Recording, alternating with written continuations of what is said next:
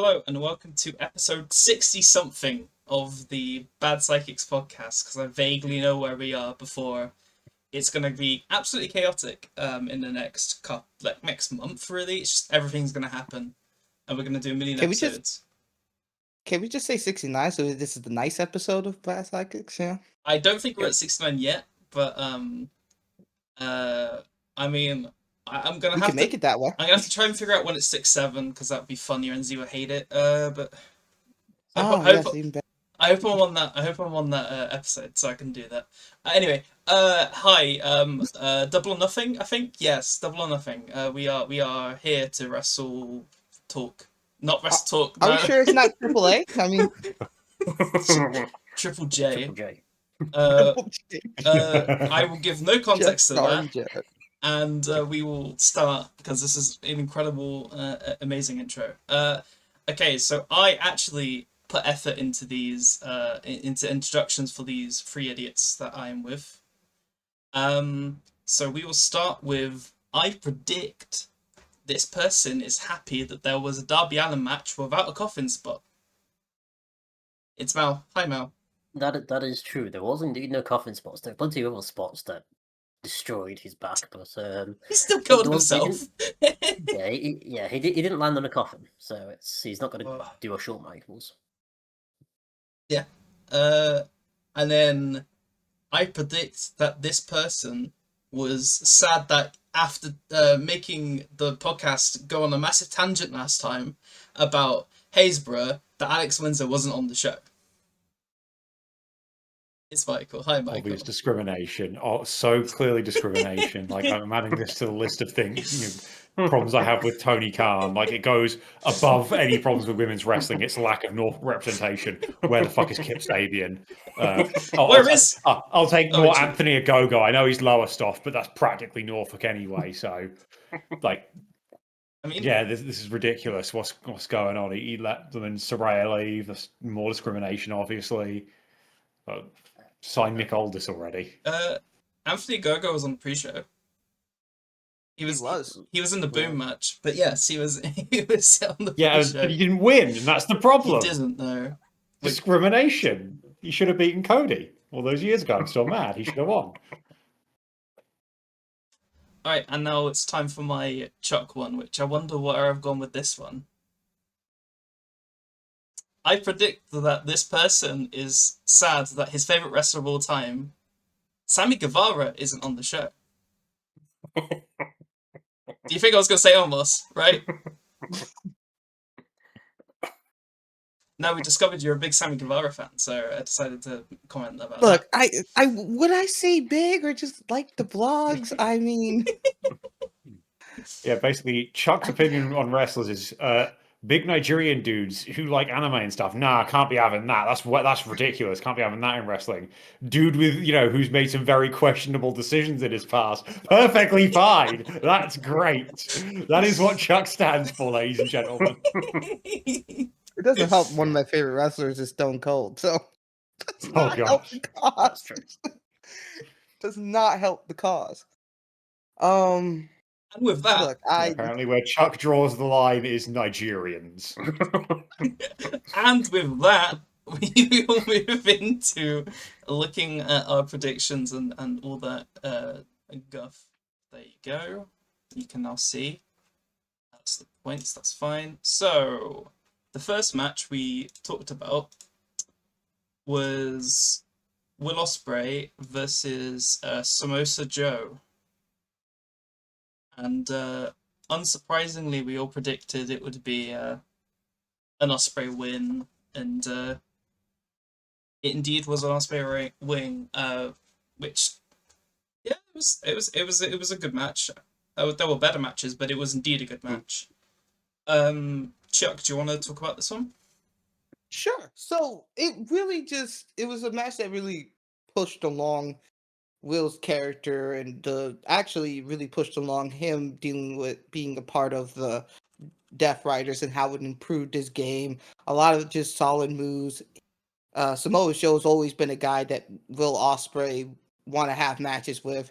His favorite matches of all time is the unbreakable triple threat between him, AJ Styles, and Crystal Daniels. So it was really just that opportunity to be able to get another great match out of each other, and it was. This is going to start of a night of getting space and time for most of the matches, and this was given good enough time to tell a story, to tell how Will has improved with his next stuff, and how he kept holding on to the barrage of Joe to really end up pulling off the win in the end, and really looking good going into the next matches coming up within the Owen. So it's very much a match that pushed along. Great match altogether. Did his job. Kept it moving. Yeah. And then I have a question for Michael, which is so after that match, and obviously we saw another match. Are you still very confident that he's going to win the whole thing, Ospreay? Oh yeah, 100% Ospreay. Like the Owen is basically there for Ospreay to win it. I think that's you've not got any sort of confirmation that they'll be running All In at Wembley again after this year. At least not for I'd be surprised if they did it again next year.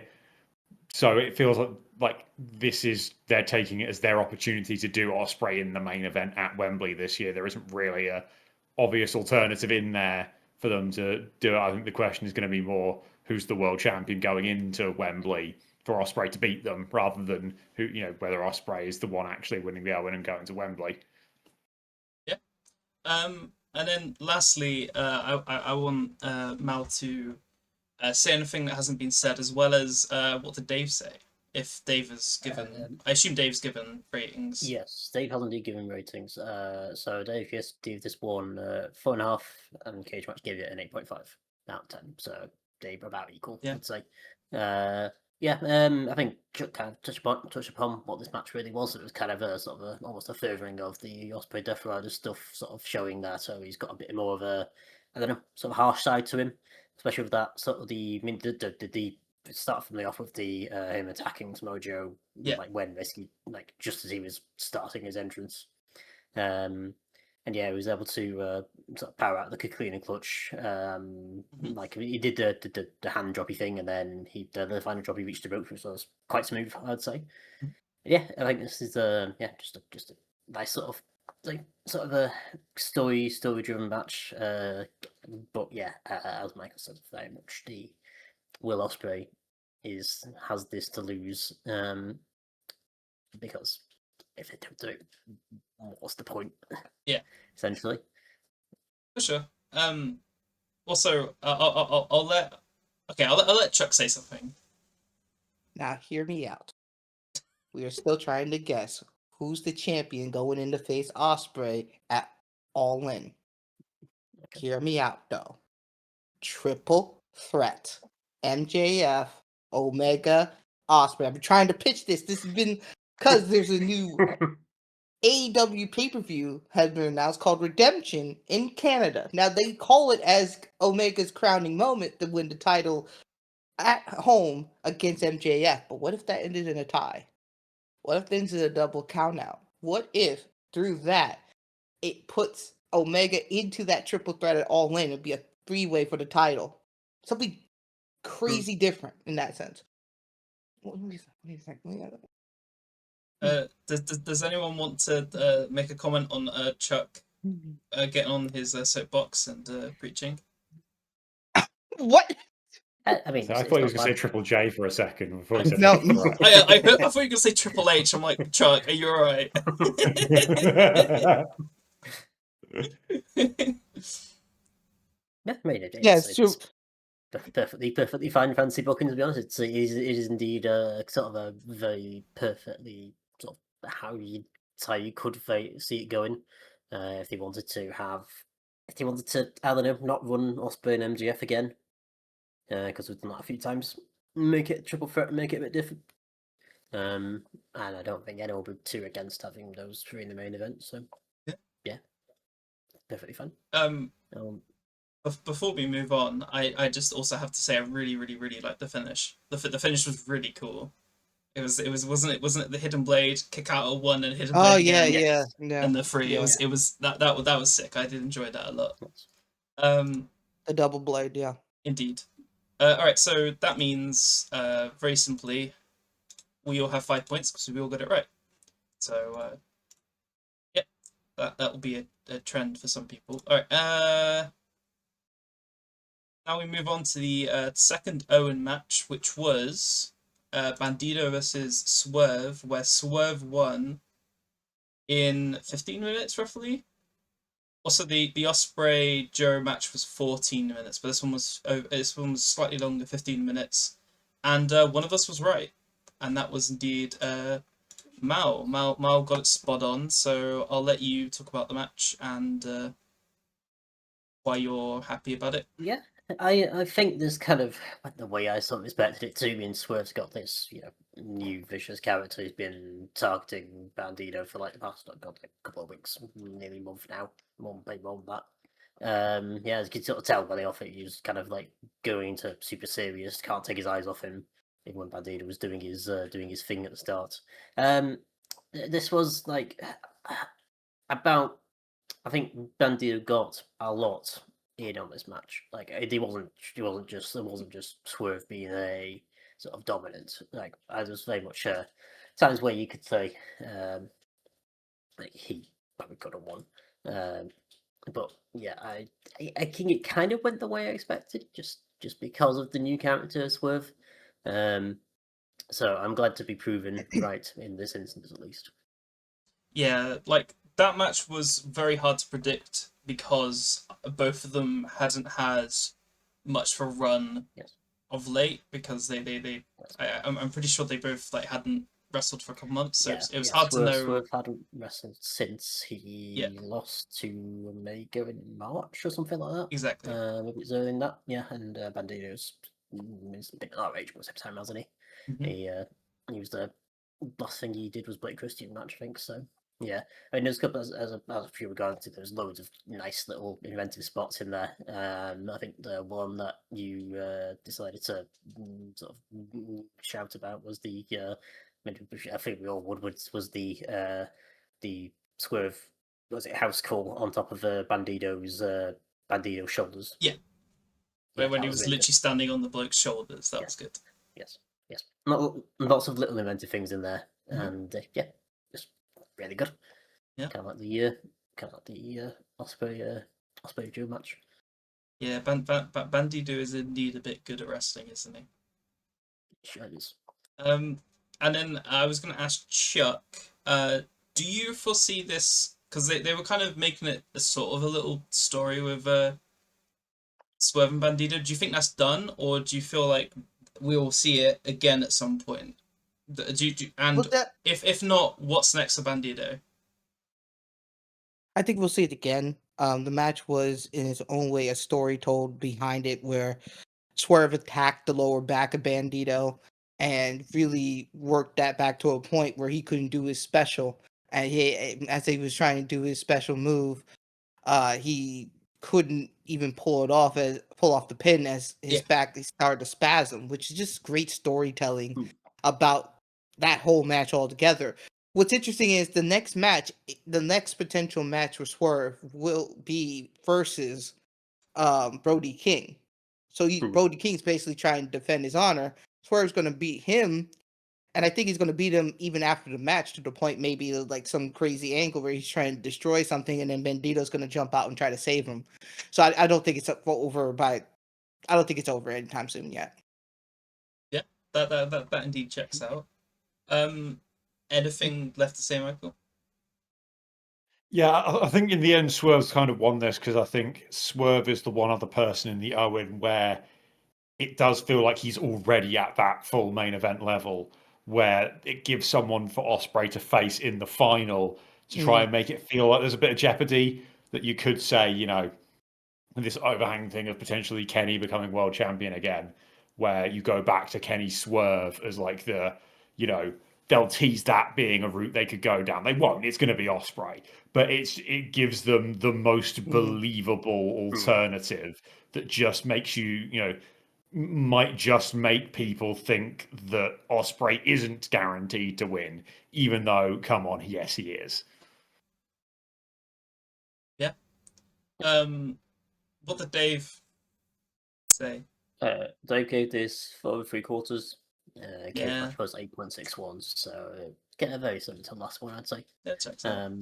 Yeah, Alright, so we will just quickly have a look, because points-wise, this is indeed only 5 points to Mal. Right, and now, next is a match we didn't talk about in the original episode, because Willow got injured, so Mhm. they had to change that match to, isn't it a Windsor Open Challenge? Yeah, so it's So a mystery wild wild card. card. Yeah, and then they moved Athena and Mina to this show, and as you can see, we were all unanimous Athena was going to win, and she did. Do you want to talk about this match first, Chuck? So it's really solidifying that Athena is going to be the favorite to win the Owen through this match. Yeah. I think it did its job. I think for it being the last minute change, it did what it could. I think there's still things that could have been improved if they had more few days more into preparing for this match, but they kind of had the surprise match come in because of what happened. I thought for a minute they were still gonna have Windsor on the show, maybe with that wild card, but it was a good idea not to do that. To really have a more prepared Windsor, whoever's going to be the wild card, come in to get that match to happen. So I still feel like Athea is going to win over Windsor because at the end of the day, I think the true crowning moment for them is being divine domination at All In to win the tag titles with Jamie Hayter. So, but we'll see what happens. Okay.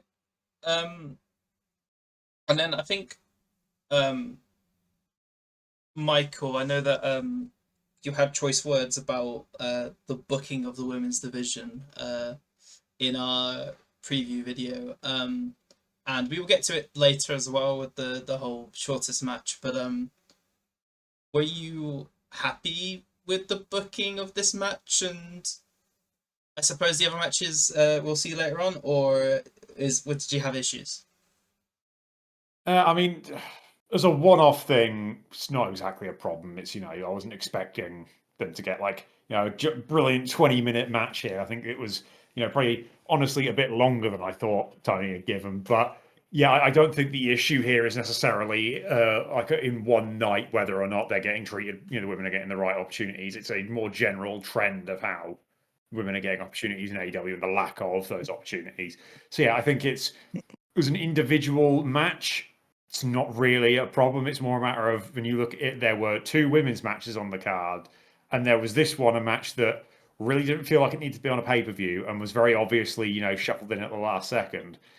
And then the world title match, which just kind of was on the card because it's supposed to be like, don't get me wrong, there are worse. Like, literally, as we are recording this, there is a certain other pay per view going on where one of the women's titles just isn't being defended. Like, I saw, the women's champion was on the pre-show, not even like, and I mean not like wrestling on the pre-show, like on the pre-show panel thing that they do. So, Oh, so yeah, yeah, it for as much as it yeah. could be worse, and this isn't a specific AEW bad complaint, because don't get me wrong, WWE is not exactly better. There are aspects of it when it comes to women's wrestling where they are probably doing a bit of a better job right now. Generally, no, WWE is far worse.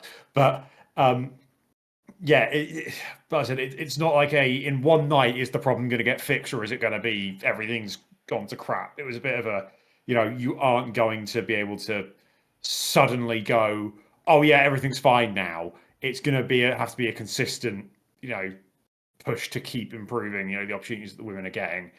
And this is one where, yeah, it was on the show because it kind of had to be, not because they actually put in the care to make it feel like it belonged. Yeah. And then Mal, anything else to add as well as Dave's thoughts? Yeah, I think in general, for as we said, a match that is just kind of been shoved on the show with not particularly much story. I guess there was a little bit with Athena attacking Shirakawa and having a bit of a back and forth from last week or so. Yeah, this was like, I think this is the probably had something like this planned, and then they kind of had to extend it and make it a bit, maybe make it a bit grander for a pay-per-view. But yeah, they did fine. This was a solid enough match. I think this was the worst. This was the weakest match on the show, which is not saying this match is bad, because everything else on the show was really good. The thing that stood out to me was there was a couple of like I've forgotten what the movie is called. It's not the Eclipse anymore. The one that Fiend does where she jumps off the top rope and sort of does the thing. If that makes sense. I think there's a couple of those moves which was like a nice little sort of athletic things. I think is it called the O something? I can't remember now. Are you talking about the O face? Yeah. Yes. Is it actually called the O face? Her move is actually called the O face, and it is exactly Okay. what you think it means. Okay. Fair enough. And it just clicked for Chuck. Chuck, did you not realise that? I know what O face means. Well, like, what are we talking about? Truly, with this O face thing, it's like That's one of her signature moves is the O face. for the Yeah, Fiend. Yes, it was the Eclipse, right? It's just I think so. Yeah. It was the Eclipse. Yes, it's now called Ova. Yes. Yeah. And I think Mina Hell personally had a bargain as well. For this one. So Dave gave it 3 stars, which I think is a bit harsh. A bit harsh, yeah. And Kate Match gave it 6.64, which again I think is a bit harsh. Yeah, it was fine. Fine. It was probably 7, I'd say, but yeah.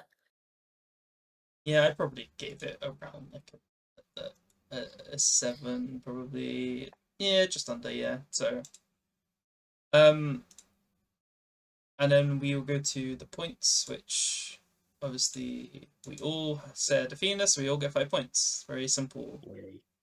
Alright, then we move on to the Estadio Stampedo, which was, I mean, I could list off everyone who's in the match, but it's Jericho and his boys who were dressed up like they were pissed at a wedding a reception, versus Ricochet and his boys who just came back from a baseball match, and then just a couple of randos they picked up on the way, including some really weird fuckers who think they're dogs.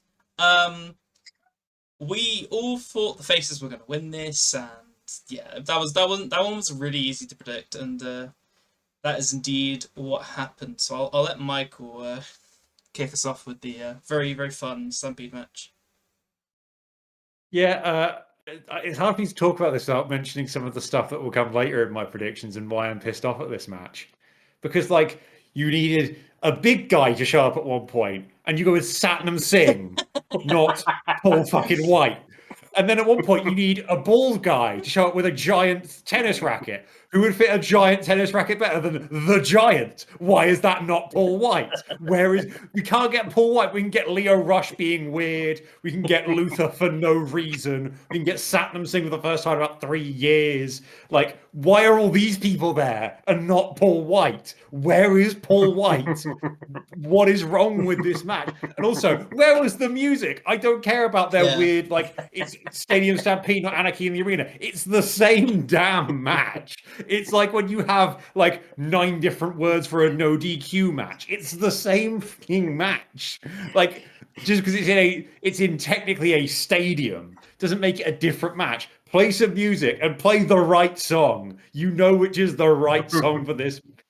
But no, we couldn't have any of the right fun things. We had to have all the fun things I didn't actually want. And also Chris Jericho being in the match, which I don't really want, but you know. So yeah, not happy. Where is Paul Wight? So, everybody, we have a very early contender of the title of the episode. Where is Paul Wight? Might be the title of the episode. And I might do a thumbnail with like Paul Wight in black and white, and it just says missing. So Come That- on, it's Double or Nothing. It's a Paul? big show. You need the big show Paul, to where are be you, on a Paul? big show. Come You here, on. Paul? You over there? Paul? Chuck's looking for Paul White. Chuck, you need to be looking about 3 feet up in the air compared Yeah. to your height. Look at Paul White. I'll let Mal speak next, but there was a couple spots that I predicted and you predicted, and they very much happened. So I'll let you talk about some of the cool spots that happened. I was going to mention a couple of the sort of the 2 or 3 things I was going to talk about, because this was seems to be lots of nice fun spots and hijinks. First off, I think we watched this earlier on today.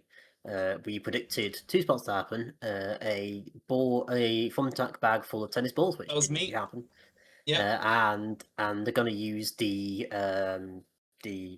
tennis ball shooty thingies to try and hit someone in the balls, which didn't quite happen, but it was close. Too slow. It was too slow. Yeah. Rich tell Joko going, "No, this is too slow." Just chuck some balls at him during that part, which was quite fun. And yeah, the Lashley and Shelton Benjamin, who Eloise got very confused by because they were wearing the same outfits and they have very much the same build. So if you look at them from behind, they do look like the same person. Yeah, they do look like the same person. Being the drunk uncles at the wedding, and Jericho occasionally being the drunk granddad, doing the dive from the corner turnbuckle, I think. And yeah, the finish, I can very much tell they're trying to kind of continue this on for a bit longer, because they were destroying Ricochet, and then here is I can't remember which Gates of Agony person it was to come in and push Jericho out of the way, and then everyone gave him a Bishop Khan, sorry, and then everyone gave him a super, including Bobby Lashley, which is interesting visual. Then they pinned him, so yeah, there'll be a Jericho Ricochet match down the line, I'm guessing. Maybe all in if they wanted to. Meh. Yeah, it will be a good break to go and get some beer. Yeah, I mean, yeah, you are right. And I'll let Chuck say what he needs to say. Imagine sitting in BC with Michael while watching this match and just him complaining about no who let the dogs out, no Paul White. Like that would have made sense anyway. He just the things in his head. Problems. What? Anyway, and it made sense for Lio Rush to be there sitting besides Bobby Lashley. As you remember, they used to be a duo back in the day.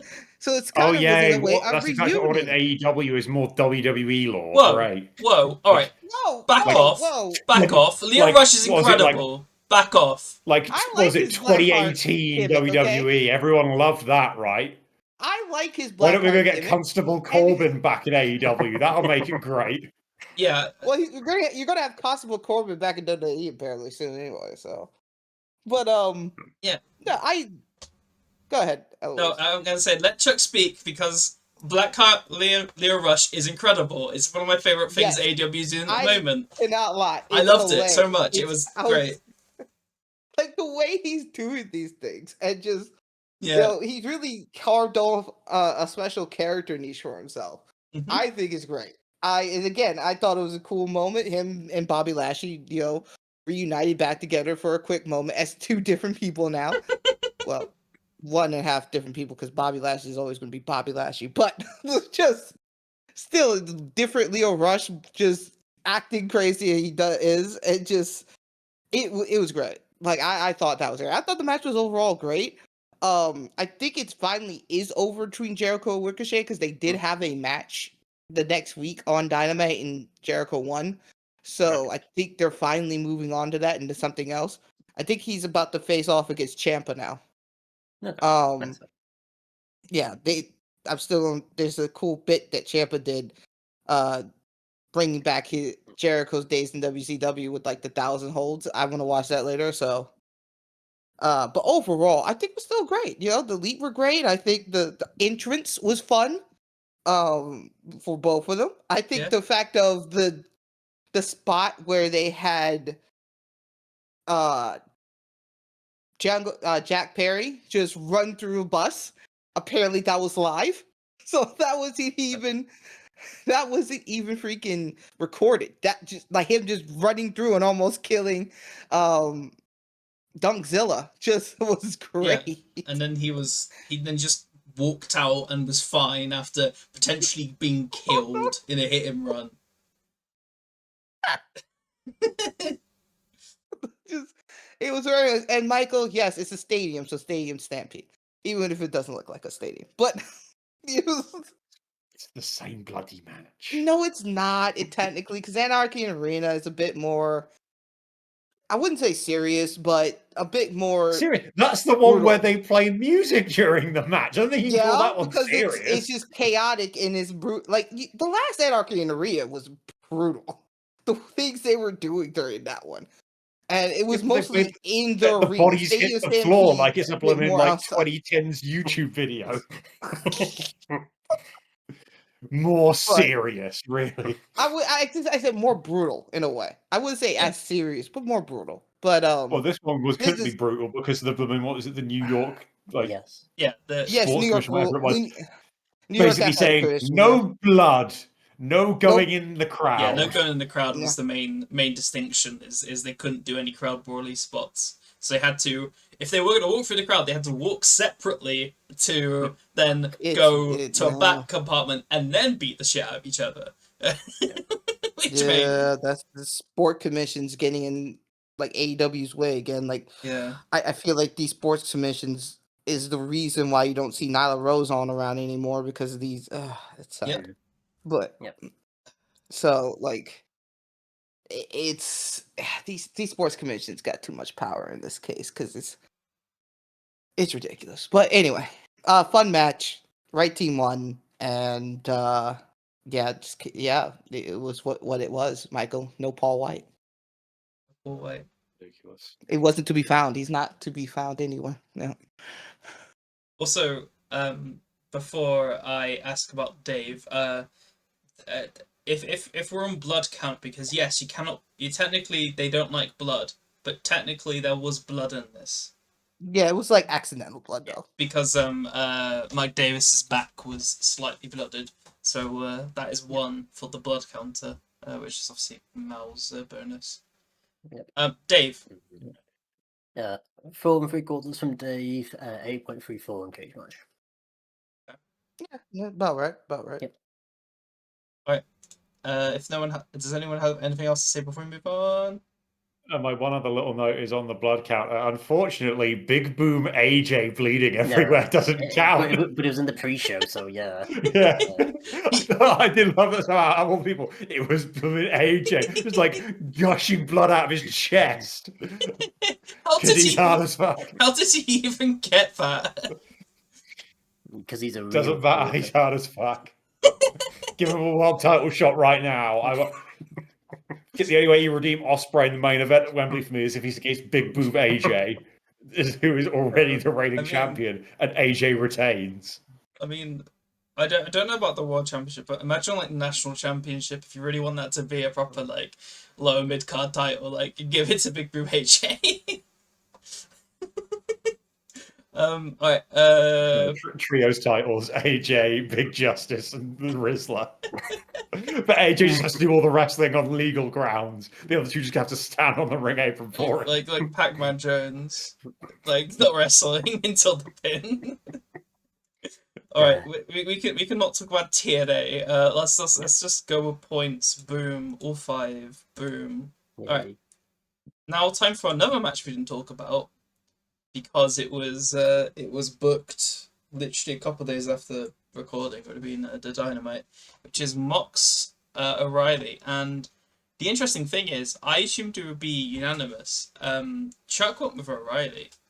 I'll let Mal kick us off with the match, and then I go to Chuck second. So Mal. Yeah, this was a very interesting change of style from the rest of the show. It was very like, it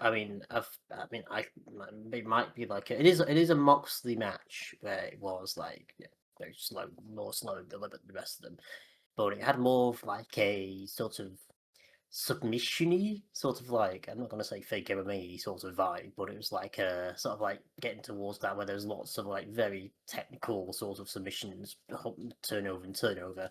I presume it's again like the sort of the continuing trend in Moxley matches where he's kind of wrestle outside of his real sort of preferred style of brawling, like he did around Mystico and all those sorts of people recently. So we're going to kind of carry on this again. The storyline behind this was that I don't think Moxie had beaten Kyle before this in a few matches, so this is like the sort of a potential big threat to the Continental title. There's also no time limit. I'm going to miss. I don't know. The time limit for Continental title is. I thought that was like an hour, so I'm not sure why there was no time limit. Was that a thing from a previous Dynamite where they ran into a 10-minute time limit? So But they did have a 20-minute time limit draw. okay, but yeah, but this one didn't. Eliminated. Yeah. Okay, that's true. But this one didn't reach 20 minutes, and there wasn't any like. I don't know. Yeah, yeah, but I can understand making it no time limit just for that storyline reason. But yeah, I think it was good. Possibly not. This is like sort of middle of the pack in terms of like how good this match was. In sort of like it is an enjoyable but sort of slow going sort of match, I'd say, especially compared to the rest of the matches on the show. But yeah, did make for a nice change of pace. Indeed. And now we'll ask Chuck. Why did you pick Kyle O'Reilly, and are you upset that Mox won? I'm not. Yeah, go ahead. Go ahead. Oh, no, I'm not upset. I kind of went. I did the pick mainly to go against everybody else to see if I could be right here because I thought with everything that can really go towards, I thought this would have been the match to like, this could be the moment where they can give the title to O'Reilly. I thought in my head, but I kind of also in my mind also had to say, hey, yeah, it could be that time limit draw. I mean, well, from that in the end, it just told another story of how developed Moxley is now because the last two times, like one of the most infamous times, he tapped out to O'Reilly and he won the match by tapping O'Reilly out, and that kind of ended that what they were doing there with them. He gave him the handshake out of respect, and it gave another complex character to Moxley. So I in my mind, really, I thought Moxley could have won. I thought Moxley would win, but I just wanted to go against the grain in a way and say everybody else going Moxley. Let me go out there and say maybe I could be right about O'Reilly. I was wrong. I mean, yeah, you did have a really good point because obviously he hadn't. That was the big story thing. He hadn't beaten Mox before, so I'll then go to Michael with a question, but you can also just cover everything else you feel that needs to be covered. But what do you think's next for Moxley's Continental Championship, and how long do you think he's going to keep it for? That's what I'm really not sure. I feel like at this point it's sort of they've given themselves a position where they can sort of decide what they're doing next and then start building from here. I don't think there's an obvious for me where I'm going. It has to be this person, but obviously they've given themselves this time where I think he'll at least hold it to Wembley. I think he'll have the big match at Wembley with someone. But it's just figuring out who that person will be. I said I don't know who it will be, but they've given themselves time to build up something big for Wembley. It's just that sort of awkward position though of because where the Death Riders are, where it's not obvious if they're going to get like Moxie against some big heel who then comes in and beats him, or if it is some young baby face that they want to have come in and beat Moxie. It's the Death Riders back in their weird position they used to be when they were the Blackpool Combat Club, where they're simultaneously being baby faces and heels depending on which feud you're talking about. Like it's not quite as bad as they're doing it all right now where it's working as being tweeners. It used to be, I remember, with the Blackpool Combat Club, it just didn't really make sense sometimes. I think that's the thing you've got to be careful with tweeners, where you would literally go, the same exact people you're supposed to hate in one feud, but you love them in another that you get something about 5 minutes later for. Like, you've got to try and strike that balance properly. It just feels like they've got to fully decide which way they're going with Moxley to be able to, I think, then decide, right, this is the big feud we're doing so that we can understand what we're matching him up against. It feels more like they want to go down the babyface route, which means finding a heel for Moxley to go up against. In that case, it's finding one that's not already tied into something else. Because obviously you've got, anything from the Don Callis family is basically going to be around Takeshita at this point in the international title. Obviously, you've got Kevin Knight's just turned heel, but he's got the TNT Championship already. It is a little bit of a finding a heel that's not already tied up in something. I mean, it could end up being like a Swerve. Like, that's the one that immediately jumps out to me of like, come Wembley, I don't know what Swerve's doing, so maybe you end up with Swerve. But yeah, I think there's options. There's always options in AEW for who you can put in stuff. The roster is ridiculously stacked. You can always chuck someone in for something like that, and they'll make it work. They'll come up with some brilliant results for it. But yeah, I don't think there is an obvious choice for me right now for who's up against Moxley next. Yeah, that. And then Dave. Dave, and then Chuck needs to say something. Dave, 4.5. Cage match 7.67. Okay. Chuck. And this is where Pac comes into play. I talked a little bit about the Civil War that is brewing within the Death Riders. And I think with Pac not being as prevalent lately, a part of what they're doing with Ospreay, what we're doing as a bit more of tweener Death Riders, I think that's where Pac comes into play at All In, faces Mox, takes the title off Mox, and kicks Mox out of the Death Riders. I think this Yell's doing that at All In and finally breaking them up in that sense. And it turns into Death Rider Civil War. Sides has to be made. It's Team Mox versus Team Pac. Where you going? I think Pac is the next deal. I think Pac is the guy that'll beat Mox, and I think we'll be at All In.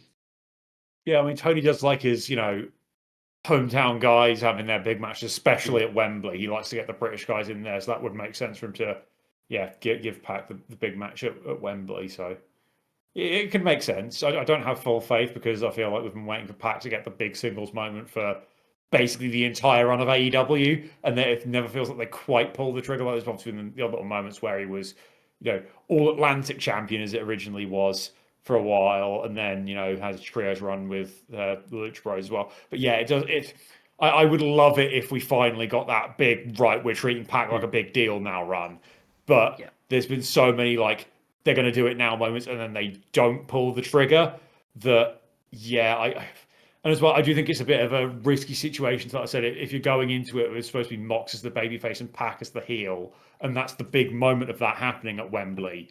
That you're risking trying to get the British fans to boo their own guy. Like, it takes someone special to do that. Like, the only example I can think of was that Wembley very much backed Tony Storm over Mariah May. I think it's the only time that has ever somehow worked, and that took Tony Storm, who no one else is. There is no other Tony Storm in wrestling at the moment. So yeah, I think that could be how they go, but it does feel risky to try and get British people to boo Pac. Yeah.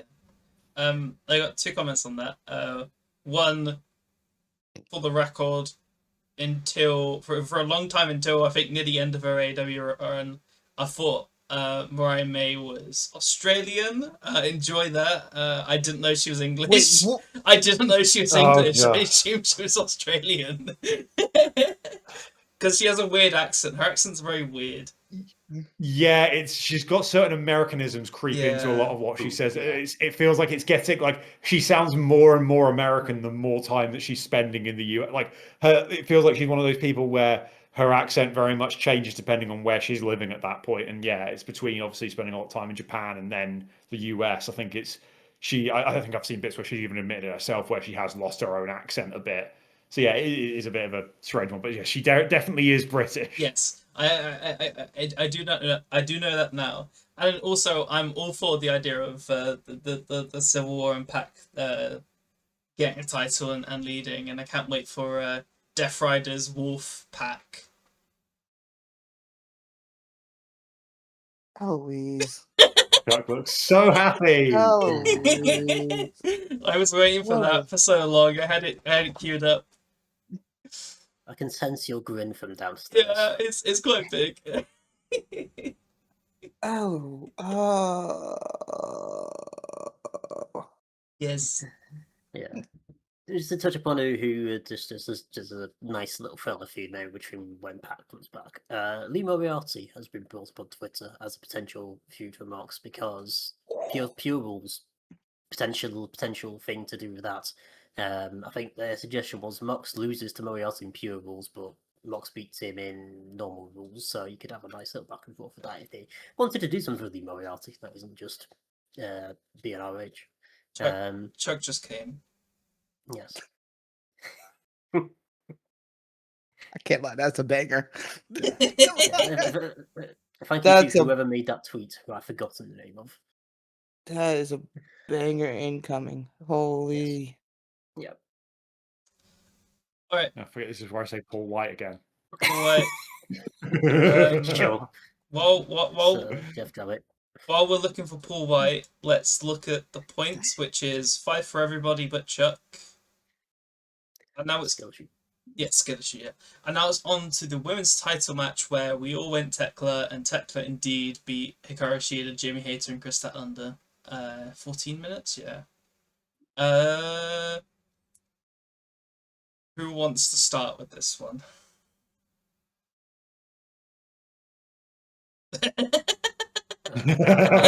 Start, I think. This is a match that happened. Yes. Pretty It much. was okay. I mean, I guess I have some words on it because I just think they could have done more with what they were trying to get within that match itself. Was a rivalry between Sheeta and Statlander. They didn't have to to me it's just yeah, it's a good way to end things between them as a tag team and go for the rivalry through this. But you ramp it up all the way to a street fight the next week? Like it was a lights out street fight. You could have waited. You could have done something else. You started as normal and then build it up a bit more. Instead, you give it a lights out street fight the next week. Overall, this match did that job, and also gave a big pay-per-view 4-way win for Tekla. Who I think is trying, is really trying, and it's just unfortunate right now that she doesn't have much going storyline wise with this title. Yeah. She's trying hard. She's really putting a lot into who she is as a character through this title, trying to really in a way is trying to be the bully of the division. That's how the story's looking like. She's bullying division, spewing toxic, which, that's her character, the Toxic Spider. It's just, there isn't anyone worthy to stop the bully in the schoolyard right now. And it's because the people who are injured or MIA. Which is a rough spot for the women's division. And they just haven't done enough of a job to, build more stars that can be beating up the schoolyard bully in this. So, unfortunately, right now we're at a spot where Athena may have to be the face in this, and she's always been better as the heel. I think they're Yeah. gonna have to speed up Billy Starks taking the title from her soon. And then we could really get towards face Athena to beat Tekla at All In. That's where I kind of see it at this point. Yeah. You kind of hit the nail on the head of mentioning the lights out street fight, which I'm not going to get into the fact that I hate lights out matches. It just kind of cements one of my issues with AEW, is that they make their Dynamite so good that maybe they could save some of the matches for a big show. Whereas, like, I think they could have had the street fight on Double or Nothing, and then also had a singles women's title match, and let it breathe a bit more, and allow more of a story to happen rather than just lots of elements coming in at once in a 4-way. That's my thoughts. Is I feel like, rather than, I mean, Dynamite being important is good still. I'm just thinking, like, that could have been on Double or Nothing. No, but think that would this- mean more women's matches. That's not how this works. I think as this such back to Michael's, I think the point Michael made in the predictions episode is that they very rarely do a non-title women's match on a pay-per-view, because then at the end they end up just chucking everyone in a title match. I mean, I didn't actually know the Statlander Shida match. I'd already happened. I thought they were going to build up a bit more. It happened 'cause on the like it was a 3-hour episode, so they had it on Collision Okay. the 3rd hour. Yeah, and I was kind of hoping they would, save it for Redemption or whatever the next pay-per-view is, but Redemption, but yeah, they could have like built that up a bit more Mhm. to a street fight, which I didn't watch because I didn't have enough time to watch even Dynamite. I saw Dynamite highlights, but I heard it was a good match. It was just the fact of like, why now? Like you could have built this up more. yeah, for And the it's just division with not many stories, they do seem to like rushing stories. right. Yeah, it's weird. So I think it's again the women. That's it. The women problem. That sounds very sounds slightly dodgy. That's but another this- potential title, that. Yeah, it's the thing that Michael was saying. It's just in plain sight with this. It's not something that's going to get fixed on this show, but it's not showing it's going to likely got to get fixed anytime soon, unfortunately. Indeed. Alright, well, I think that's enough to talk about that match, unless anyone really wants to say anything else. Don't say that's enough about women. Right? Let's just move on from that. I think very much like either Tony Khan or Dave Meltzer. To be fair, I've talked about Tony Khan's problems with women's wrestling. We've mentioned Dave Meltzer enough times in this. Me to complain about him in general. I don't like Dave Meltzer, but we don't need a 2-hour section on why Michael finds Dave Meltzer annoying. Yeah. There's enough podcast going over that. To be fair, Yeah, fuck, not Michael, but other people's. fuck Dave Meltzer. Anyway, what did he say? He gave women's match 3 1/4, so that is indeed Woo! Dave Meltzer women's match. That's rating. generous by Dave It standards. is generous That's by Dave harsh standards. because of Dave, but it's harsh. Yeah, but that's it. There was nothing wrong with this match. I think it was about as good as the John Moxley match, to be honest. I enjoyed it. It's just yeah. Could have been booked better. Is I think our consensus here. Yeah. Alright.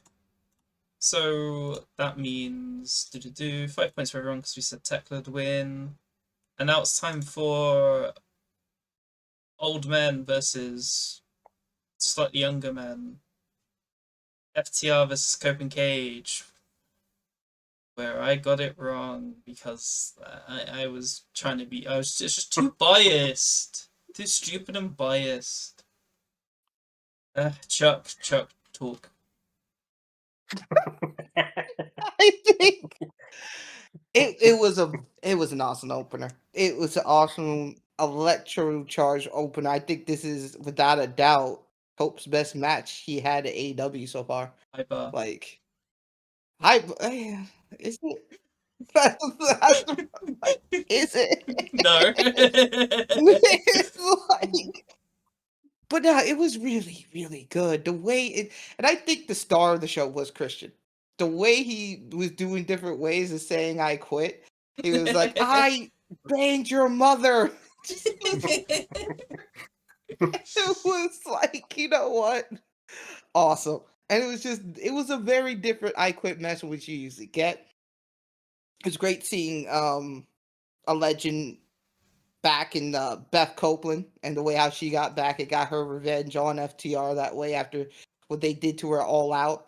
So I think overall it was seriously just fun spots, fun moments, very like you didn't know what way it was gonna go in a way because of like where you see, but where you see the tag team division going. But now it's like in the last few days, it just felt like Cope had to win. Cope and Cage has to win, especially with what could be in this tag division soon. They know they have possible matches, and they know they have an opportunity to really be the tag team division in wrestling. Like they do, if all the cards come on right, get on done, get through. End of year, I think it's like the tag team the tag team wrestling is in AEW. So I just believe that was a great opener. Great way to get the energy going. The crowd was great all night, and I think a part of that was this opener. Yeah, I mean, all I'm gonna say, Chuck, is I don't think there's much competition as tag team wrestling goes in other I was companies. going to say, Chuck saying this is the tag team division is kind of literal at this point. Like, that's the only place where there are tag teams at this. Like, how does she goes like WWE Project and fired them NXT? all. Come on, guys. Like, I say NXT. I couldn't even remember who the tag champs are in NXT. Like Vanity until you Project. remember, yeah, so I completely forgot who it was until you said Vanity Project. I'm like, oh yeah, that's a thing, isn't it? And Hank and Tank. Respect Hank and Tank. Oh, they're jobbers. They're jobbers at this point. They had their moment in the sun, and they're back to being bottom of the tag team barrel. Is TNA still the Hardys? Is that? Yes, it's still Hardys. Yeah, it's still the Hardys. Oh, like, yeah. Jesus. Like, yeah, so when you say it's the tag team division, yes, it is in North America, the singular tag team division in all of wrestling. Yeah. they pushed a lot of their best tag teams into Mexico, WWE, as we saw I saw last night. What, like the King and Omos? Oh hell no! Omos playing a very big part in the Vikingo winning. But yeah, I mean, I think they'd be perfect to beat the War Raiders. That's all I'm gonna say. Oh, that match sucked. I gotta just say that match sucked. I don't like Pagano. Pagano's awful, I feel. It was the roughest match of the night. Easy. Out of a solid match of shows. Because it was the roughest. But at least they're broken up. Yeah, I mean, there is that. Not that I really care, but yeah, they indeed did. They could move the actual Psycho Clown to bigger things, so. Wow. I'm such a big Psycho Clown fan. He rips his face off, that's so cool. I don't even know what to say. I don't. Yeah, it's their culture. GG. I mean, I like Lucha. It's just I don't like Psycho Clown. That's all. Okay. What was I gonna say? Oh yeah. Mal. Rhino looked a bit different. Yes. From last I remembered. The only thing this match needed was more Rhino. Yes. They should have had him instead of Beth Copeland, even though it would have made no sense to the storyline whatsoever. Also, cover all the spots as well, is what I want you to do. There were a lot of them. So they immediately did try to disassemble the ring within like the first 5 minutes of the first match on the show, which was an interesting choice. What else happened? There was they used the ring to strangle, lots of strangling in this match.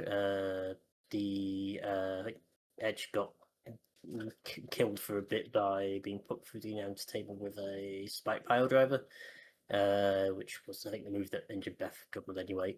And yeah, the finish was the big spiky bat of doom. I've forgotten what the name is. Is it Spike? Spike. Okay. It's Spike. Yeah. Spike. Beth went under the thing, retrieved Spike, everyone cheered, and then he rubbed Spike across Dax or Cash, I think it's Cash, his face whilst they were in double submission, which did look quite nice to be fair. And right quit. There's those lot. If Christian was the master of not saying "I quit" in stupid ways, the Dax and Cash very much liked to moan when they said "ooh," which is traditional "I quit" things. Like if you watch any I quit match from like the 80s or 90s, it's always them going instead of they saying actual words. The one I'm thinking of is the Bob Backlund Bret Hart match, which isn't the best example. But yeah, that was what it needed to be for a blow off, I would say. Good opener. Also, you didn't mention the fire table spot. Oh, the fire table spot, yes. Which Stokely took the brunt of, which is very convenient. He was wearing a full bodysuit this time. He's wearing like padding so he wouldn't burn. Yes. Yeah, and Cash was the one who probably took the worst bump out of that. Yeah. He had a bit of his back exposed to flames. Hopefully, he isn't burned too badly. Yeah, it was fun. That's probably the best. With no blood, it's probably the riskiest thing that he get away with. I would say in that sort of match. Anything else to say, Michael? No, just that Christian is the greatest wrestler of all time, no question. He won this match single-handedly. His mate Adam just happened to be there with him. Okay, Dave. Big 5. 5. Yeah. Yes, it was a great opener. Like I mean, understand. I enjoyed it a lot. 5. Yes. Yeah. This is. I agree. This is Adam Copeland's first 5-star match, apparently. No, it wasn't a 5. Shut the. Yeah, Dave. And it was an 8.24 engagement match, which I think is more fair. I think it's. I didn't even have it as a 4. What? Yeah. What? I don't know. Yeah, I think Give it's. it a 4? Wow. I think it's full. I think it's at least a 4. I can understand a 5 with how much this really came together in that sense, and I could say it'd be like a 4.3 or something of that sort. But less than that, I don't know. I think it's one of the better openers they ever had. It was good, but I don't think it was more than a 4. Yes. But I think Eloise just salty that Cope and Cage aren't broken up forever. Yeah. No, I'm not. Yeah. I'm not biased like that. Sure. People have points, whatever. Who cares about this one? Let's talk about an actual 5-star match. Yes. Okada Takeshita. Oh my god, that was good. It was great. It was match of the night for sure. I'll let Michael talk about this one first. Yeah, this is one where I'd love to sit here and complain about my guy not winning and doing my usual backing the heels because it's more fun. But when the heel's Don Callis, I'm not doing that. I will never back up Don Callis. That man is like actually not good. So, but yeah, no, this was. He does the job. Yeah, this is one of those matches where it's very good wrestling. It's like if you want to show someone what wrestling actually is, this is it's this. This is a proper professional wrestling match. This is the peak of professional wrestling. This is why this is why watching this go. Oh, this is why everyone talks about how blue and good Okada is. Because obviously I've not watched a huge amount of New Japan stuff, so I don't know. I've not seen a whole heap of Okada matches. I get it now. I understand what you mean when you say Okada's good at wrestling. But yeah, it's this got to the point where I thought it would in terms of the story, where this is where Takeshita is actually out of the Don Callis family. They've gone about it in a way where, I think this does make sense in the end. Well, I think it could have gone the way that I thought where they would, where Okada cheats his way basically during the match. It happens. They cheat Takeshita out of the title. Okada retains and they run it back again at Wembley. Instead, it's Takeshita just wins anyway, and then they get rid of him, and then Kyle Fletcher shows up as well to make that. That is one of those interesting things now. It's like, which route are they actually going to go down? Will it be a Takeshita Okada rematch? Will it be a triple threat? Will it just be Takeshita Fletcher? Will it just be Okada gets pushed to the side for Fletcher to become the main man of the Don Callis family? Which, they've got many ways they can go with this. It does feel like they've got to make sure they do it right in terms of not feeling like they're either sidelining one of Fletcher or Okada within the Don Callis family, but also making sure that there's still enough room for both of them to stand out as like the main guys that they can be. I think there's a lot of interesting ways that this could go from here. And yeah, I think at this point, any more matches with Takeshita and Okada in there, you can throw Fletcher in there as well. You just know that you're going to get something brilliant out of them. So yeah, this was, they've gone for, I think, the big final singles match probably from Takeshita and Okada being this one, and then bringing Fletcher in some regard to run it back in some way means that they can still have this as that final big blow-off sort of match to that specific one-on-one feud, whilst also being able to keep it going and having more great matches. It's the best of both worlds, basically, I think. Oh, I just had the idea of a triple threat between the three of them, and that would be good. Also, I was too busy just waxing lyrical about how good of a wrestle wank this match was that I didn't even mention that Michael obviously went with Okada, so this wasn't a unanimous Takeshita prediction. Chuck, what's your thoughts on Takeshita being the worthy winner?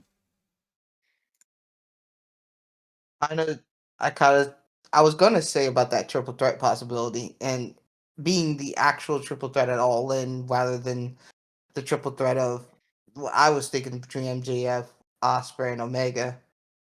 If they were gonna go that route, that would be the actual triple threat. The way they ended it as Kyle betraying Takeshita, officially kicking him out of the family, and I liked how they did it in a way because it just showed the sliminess of Don Callis in the first place. That Callis went up to Okada when he was about to do something on the side, outside the ring, and he said, "Don't do it. That's more of my prized possessions. Don't do it." And Okada actually said, "Okay, yeah, sure." And then he comes back, and then Takeshita comes back and gives Okada a brainbuster outside the ring, and it just angers Callis to the point that yes, he won the title. That doesn't mean you not follow his orders. He is the head of the family. He is Don C. Callis. Like, he heads this family for a reason. And if you don't listen to him, no matter you're champion or not, you're out. Like, that kind of really showed. It's a moment that showed, yes, he leads this faction still. And I kind of like that because it was showing that it was getting lost in the sense of him not being really a part of things lately and everybody else doing their thing. This kind of reins it back to, like, at the end of the day, it's Don that leads it. And then to really emphasize that, the betrayal of Fletcher, and then as Fletcher was picking up the international title, so was Okada. So that triple threat may be the more realistic triple threat going down at All In. To see those three go at it for the international title and to see how they mesh well before or after this, it is kind of where that really could truly go down for. Yeah, I mean, I also just had the bad thought that there might be Forbidden Door, and that scares me. I want to see it in person. It could be Forbidden Door, but at the end of the day, I think they want to push it towards All In. Something that match of that magnitude, especially how much it's been received as a match of the year candidate between Okada to Takeshita. The smoothness of it all, the showing of how much the love of pro wrestling was in that match, like just how much of a mastermind Takeshita is. Remember, I remember hearing about this, and it's just like this guy really loves his wrestling. He did a thesis in college on the German suplex. Like he did a thesis in college on the German suplex. This man loves wrestling, and he's not just about the seriousness either. He carved his niche in DDT. Yep. One of the most unserious promotions in all Japan. Like in the sea of seriousness of Noah, All Japan, New Japan, all this is the unseriousness of DDT, where you can see one of the great Japanese wrestlers fight another guy in a train. Like so doll or blow up doll, yes. Or in a water park or Yeah, fight yeah. over a light tube. Not break that light tube. And that's where Takeshita really made his name, actually. Like, you see Okada made his name in New Japan and some of the greatest matches in wrestling history. I really was submitted through Love Wrestling through Okada versus Omega. Not watching those matches and just being at all, especially the Dominion tie match that went the whole hour. And it's just like, yes, this is greatness. But like Takeshita made his own right in such an unserious promotion, but came out as a great wrestler in his own right. So it's just, you could do it from anywhere. It's just about, do you want to do it? And it was great. So yeah, great match, great possibilities. It should be fun to see where they go from here. Two things. But one thing before we move on to Mal. Okada didn't make his name in New Japan. He made his name in TNA.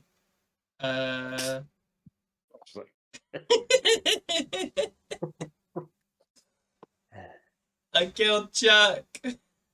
Yeah, TNA wins again. All right, Mal, say it. Wrap up your thoughts on Cream. That's pretty much it.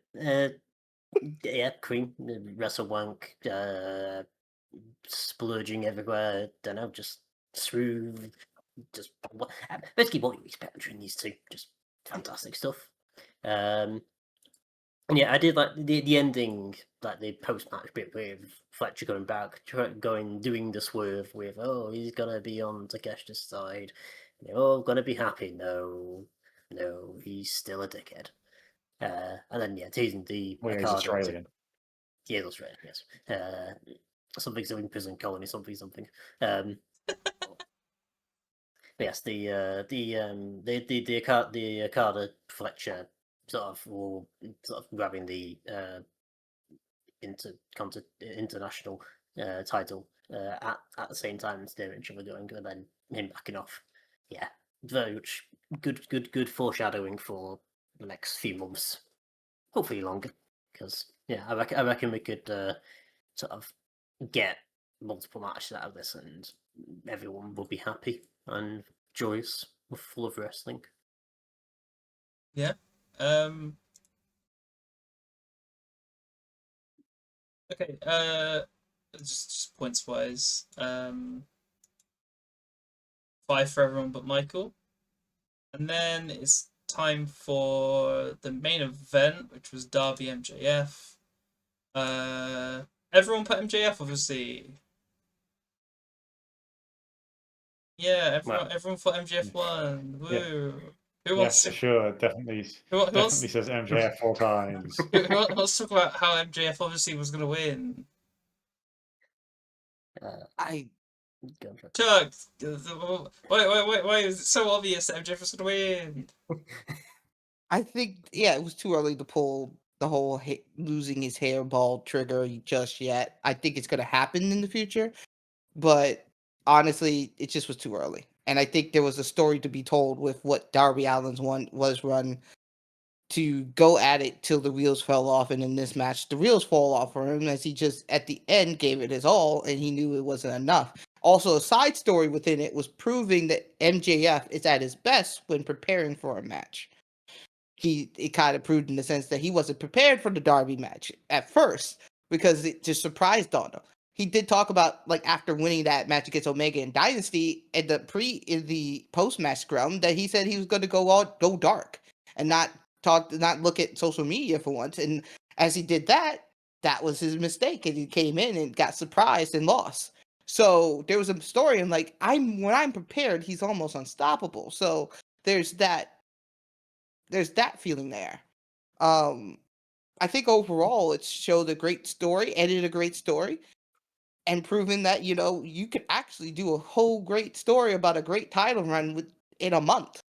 Because I think that title run story of Darby was great. I think it just was him giving his all at every possible match and losing. And again, Kevin Knight's going heel was an interesting little surprise to it, and I think they had to do some type of surprise to do in double or nothing in a way, because of, like, they see the opportunity of it, like what they could do with Kevin Knight now more than ever, being TNT champion. I think that's where Darby's going to go back towards. I think that's always been the title in a way that Darby's more synonymous to. He had long reigns with it. But overall, he got his moment in the sun, and I think he knew that it wasn't going to be long, and nor should have been, and it did a great job for him.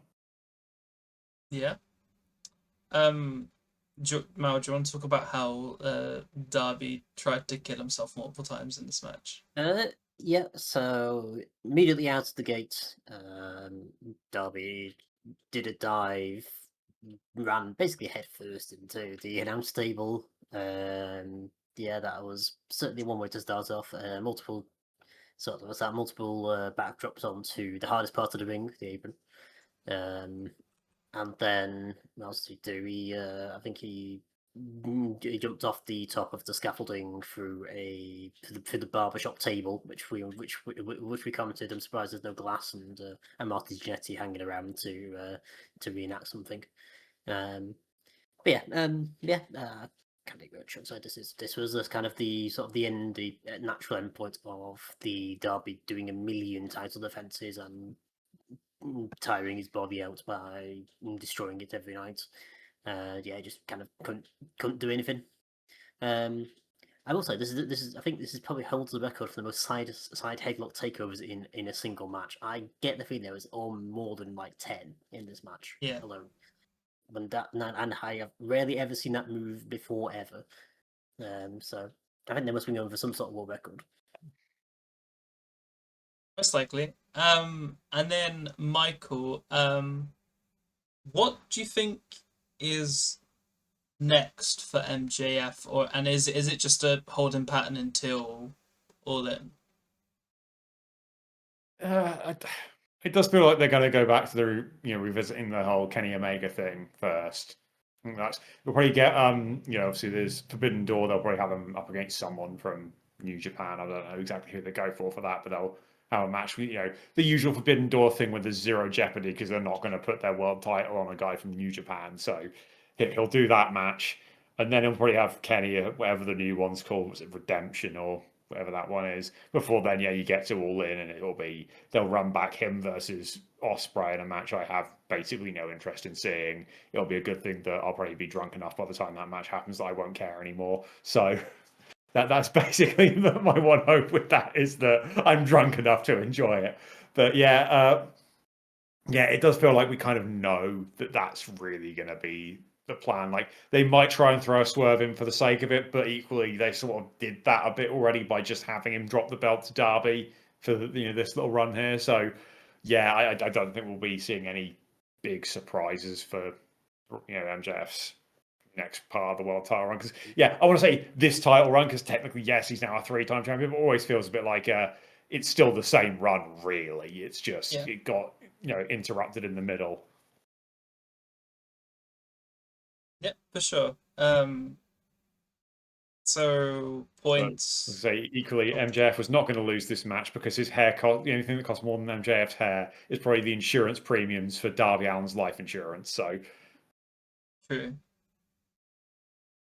very true. Even though I really wanted Bod MJF, I think the world wanted Bod MJF. One day, always. One day. I can dream. Alright, so yeah, points no one cares about. 5 to everyone but someone, I don't know. And alright, we can reveal the overall points before we move on to part 2. Has everyone noticed anything with the overall points? Has everyone noticed? I certainly have. Yeah, Mal has. Mal predicted every single winner correctly. Holy. I can read booking patterns. So obviously Mal had a perfect 45, whereas Chuck and Michael have 35, and then no one cares about my points. What's 30. it? No. Okay, there you go. I mean, you're only 5 points behind us. It's now has wrecked us wholeheartedly. Yeah. General question: has this ever happened before? I don't remember. I don't think anyone's got perfect in a wrestling one, at least. Yeah. But it's for 9 in a row, I'm surprised they didn't do a swerve. And well, as far as they did do a swerve, I guess. They did do a swerve because to have Yes. won. All right, so we will go on to part 2. Okay, so now it's time for part 2, which we start off with how many title changes there were, and I think there were 3. I'm pretty sure there were 3. Yes. Which was the main event, obviously. There was also the tag titles, and then the international championship. And the way this one works is it's 5 points if you're correct. I said 1 title change. Everyone else said 2 title changes. So that means no one is correct, and that means no one gets any points. So that was very easy. 0 points for everybody. And then we go on to the longest match, which was the Stadium Stampede match. The Stadium Stampede was the longest match. It was 31 minutes and 15 seconds. And me and Mal said that. Yeah, did you surprised, Mal? I mean, I think it was very much a toss up between. I think the 3 we chose, to be honest. I could have easily seen any of them going long. I'm surprised it's the only match that went over half an hour. I think the others were most of them were under 20. Which is not a bad thing, because you don't want too many long matches on the show. Yeah. And then obviously Chuck said the tag I quit match, and Michael said the main event. Are you surprised, or are you? Nah, I'm not so really. surprised. More so, I played it. I always go with main events. Probably go to the longest because it's usually the safer bet. Chuck? Not really. Yeah.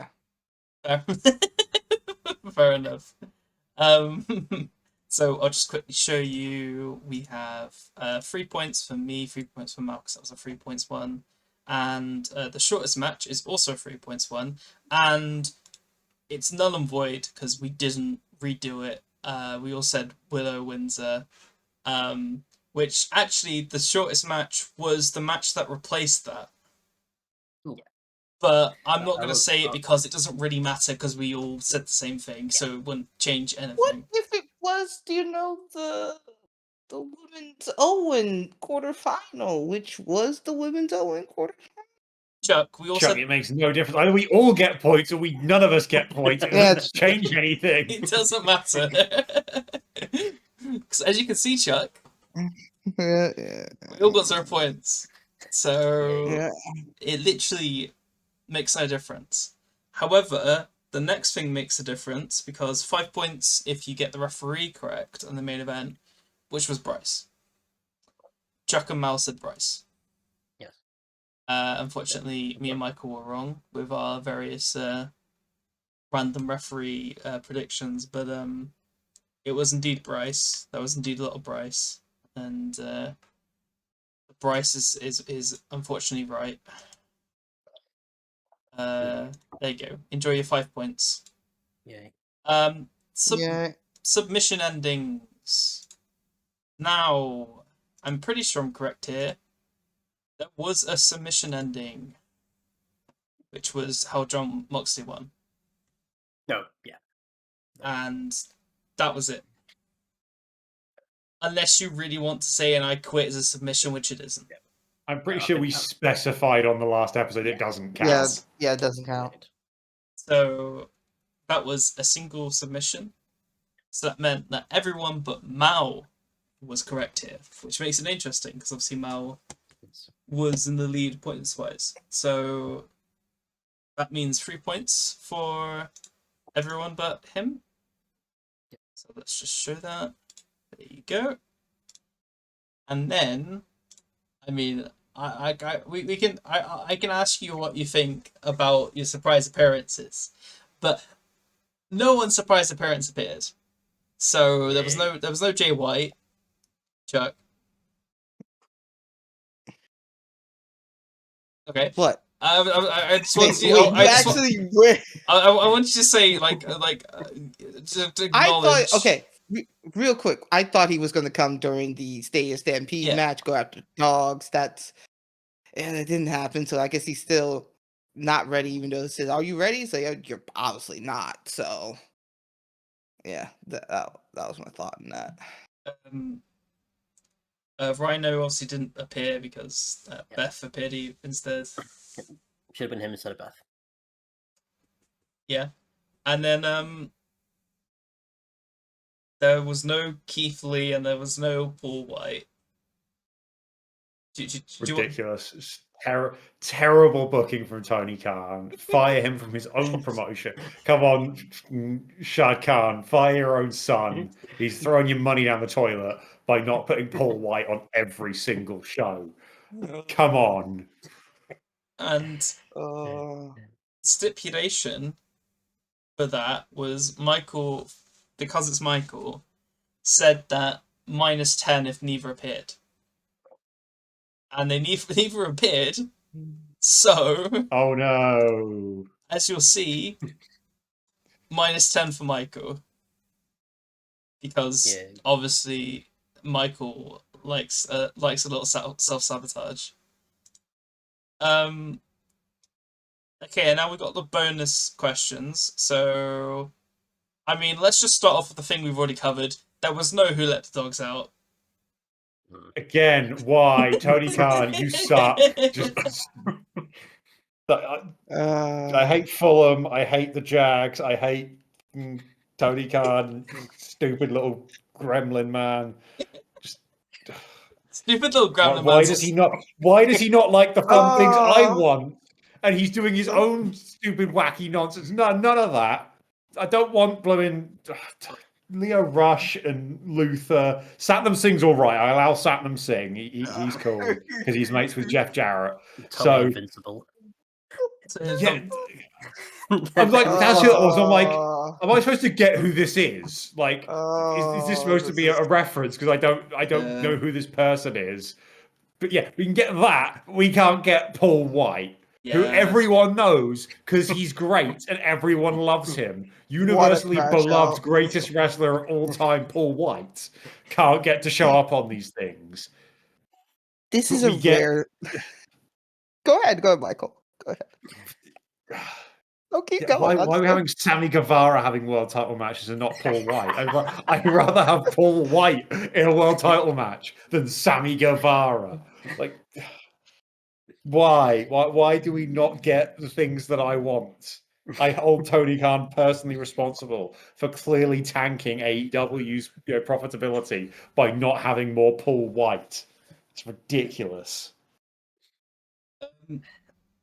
Chuck was trying to say that this is a rare Michael Crash Out. The last time Michael crashed out was literally last episode about the women. So, but no, we're saying this is a crash out because he didn't get what he wants, which is even rarer.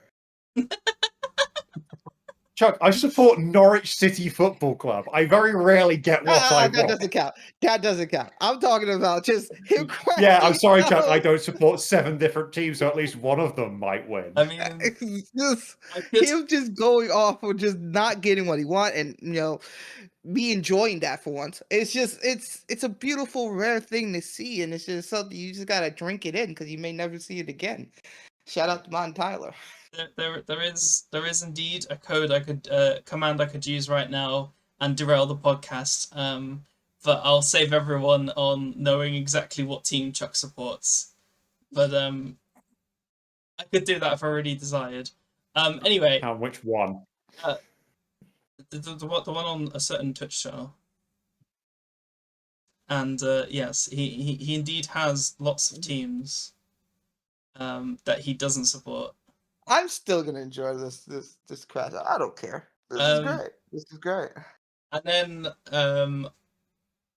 Mel can rightfully crash out at the New York sport board or whatever because we failed to remember the fact that they're in New York and blood isn't really a thing. Yes. You still got two.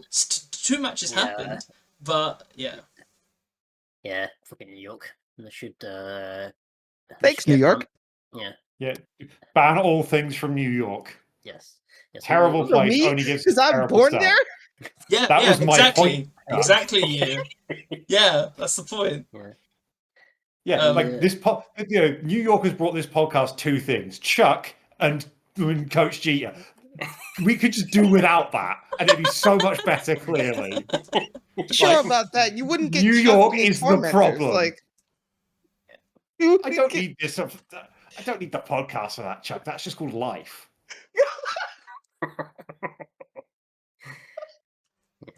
We need to get Zoran Mamdani. I know he's the mayor of New York City, and it doesn't count, but to destroy the New York State Athletic Commission board, and I don't know, just put Wight on there. I don't know. Sure. Yeah. So that's I didn't say -10 for Michael, -3 for Mal. Chuck was really giddy with himself because everyone's got theirs wrong, and every match was at least 10 minutes long. Yes. Do you know that how is happy I was when we got through the 4-way? That was the yeah, the two Chuck- women's matches I was supposed to I was worry about. timing the matches as we were watching it together, and I was making Chuck absolutely shit himself for every single one. Including there was one where it got to about 12 minutes, and I was still pretending it hadn't got to 10 minutes yet. He was so terrified. I think there was one where literally there was, I think it was like a 2.9 count happened at like 9:50. That was the theater match. That was the theater match. Oh dear. I was like, oh no, So but I did it. Chuck gets a whopping 10 points. Yep. And then Osprey didn't join the Death Riders. I get -5 because who cares at this point? He didn't say Moxley is my chum either. Oh yeah, I was going to get more points if I forgot what the stipulation for that was, but yes, he didn't say that. I wish he said that. So bonus points wise, that's how it goes. What I said. So reminder, part 1 scores was obviously Mao had 45, 35 for Chuck and Michael, and I had 30. And in part 2, it's a little different because Michael has -17. Hey. I have 1 because I had 6 points, but then -5, so I had 1 point. Mao has 5 points, and Chuck got 18. So I'll reveal them one by one, but if you do maths, you might know. Michael got 28 points. That says 18. Does that say 18? I hate this font so much. See, okay. It is 18. 18. It is 18. I have 31 points. And then Mao has 50 points. Charles, you've received 53 points and you've won an episode. So can we retroactively just decide that I quit counts as submission, please? Can we have a majority vote on that? I quit counts as submission. Can we say Rhino turned up in the crowd? Oh my god, so congratulations, first time champion, big man on campus, Chuck. Any thoughts, Chuck? It's a great day. A beautiful day, some might say. Shout out to you too.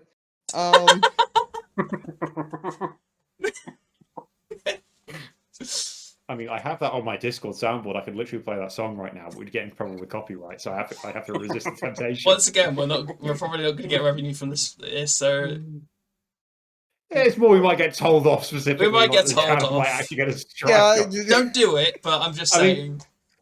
I could play a song of someone singing it so out of tune that it wouldn't be recognizable as the real song. You know which song that is? Chuck's victory song, right? Oh. Okay, so before we start wrapping things up, I do have some very good news with the fact that Chuck won an episode. And that means that there's indeed another person, and the list is growing, that have won an episode before Coach Jeter. Coach Jeter still hasn't won an episode, and Chuck won one before him. We already had Cass won one before Jeter. Now there's Chuck. Yes. So he won one before Jeter. He's been here from the start. He sure has.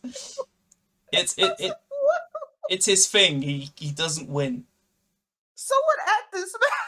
This is gonna be his lowest Literally, point. I'm looking up the stats right now. There are only 2 people who have done more episodes than Jeter, and that's Ian Eloise. Yep.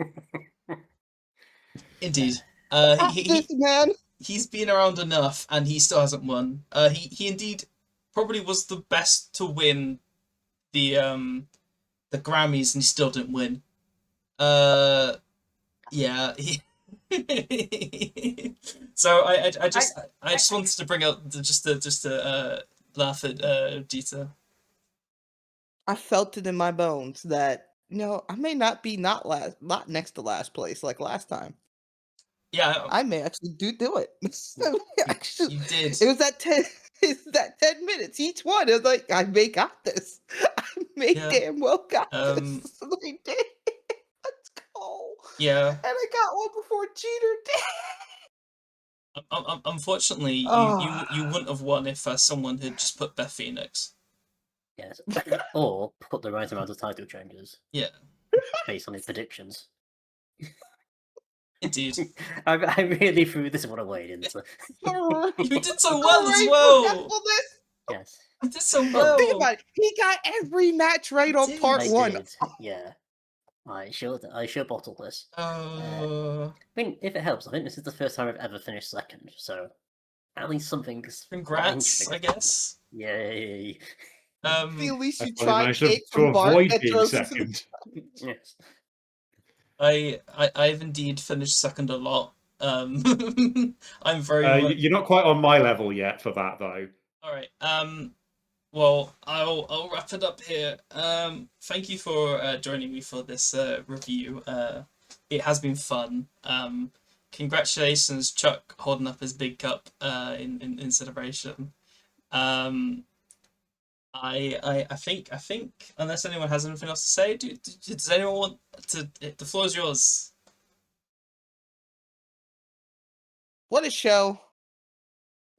And I'm talking about this and Double or Nothing and Jeter. I won something. What does this make about when I won something? What I won a thing. Oh, this is great. It delegitimizes the thing. It really did. I'm sorry, Z. No more podcast. Chuck won. Bad Psychics is over. We can't be having this. I'd like to apologise on behalf of all of Bad Sidekicks that Chuck won. We know that isn't good enough. We know that isn't the standard that people expect of anything ever to allow Chuck to win. This is a dark day in the history of humanity, and we should never allow this to happen ever again. It's something that people just see more often, and I still got the NBA going on, so we'll see how that goes next time. The next episode we will do is I will upload a video of me doing a YouTuber apology into the camera, looking sad, that to apologize the fact that there's been a dark day in the podcast's history. But also, congrats, Chuck. I'm super happy for you. Thank you. I'm not. I appreciate that. So technically, I'm not in a losing streak, so woo! I won the last episode I was in because that was done before I started sucking at this. So, yes, I am indeed not a loser, but I'm still a loser. Anyway, I'll leave it here before we start. I don't know, talking for another 5 minutes. Remember, be big mystics, not big mistakes. Bye. Bye. Apparently, the big mistake was letting me win.